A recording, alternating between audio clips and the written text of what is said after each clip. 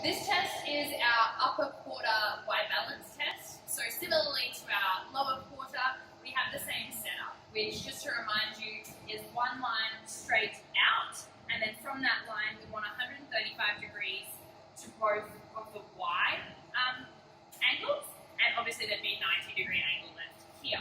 So for this test, we are going to be looking for upper limb stability, and this test has a lot of reliable data and information that we can use and extrapolate for specific populations, and one of the only upper limb stability tests that does so. Now with this test, you can use a specific map that has these drawn out for you. You can also create your own with something like rigid tape. However, if you need something that is movable or you can't have it down all the time, the option obviously that we have here is drawing it. So you would obviously just use your tape measure, and then you would need an angle image meter, something like this, or a goniometer, to make sure that you are getting those 135 degrees accurately on either side. Just to explain the test to the client first, we have obviously these three markers here that can slide along, and the purpose for that is because we don't want Steph to be reaching and landing in that reached right hand. We want to make sure that she still has full weight and control in her left-hand side, as the left side shoulder stability is what we're testing. Obviously, if you didn't have these markers, you would just reach out with that hand, but you make sure that all your weight stays in the other hand, and you're just tapping a marker that you would measure later. So when she pushes that along, what she's going to do is make sure that her fingertips are the thing that's pushing it, and she's not grabbing the device or flicking it and losing contact with the device.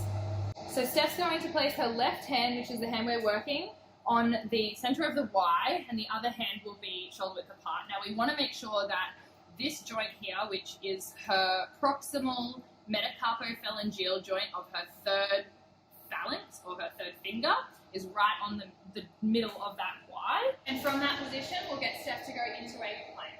So this would be our setup position. So the three angles that we're going to be testing are medial. Now this may seem counterintuitive, but remember it's medial to the working side. So medial to her left side would be this way, and then we're going superolateral, which is up to that 45 degree from neutral, and then underneath, and they swoop their hand underneath, make sure they're not reaching around, underneath 45 degrees backwards, which would be inferior-lateral.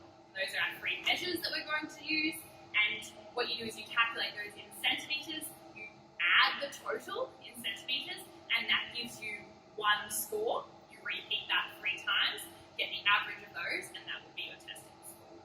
So we're going to get Steph to do the test now. She's in her plank position with her hands in the right spot. When you're ready, Steph, we're going to go medially first. So reaching, and it's important she does not put her hand down in between the different positions, so she has to reach all 3 in one go, otherwise the trial isn't valid. So with our inferior lateral marker, you can actually lift the hips and push as far as you can and do whatever you need to, so long as you're not actually putting that right hand on the ground. So then we would measure the inside of these markers, so that would be 1, and then obviously of the other sides as well, to generate our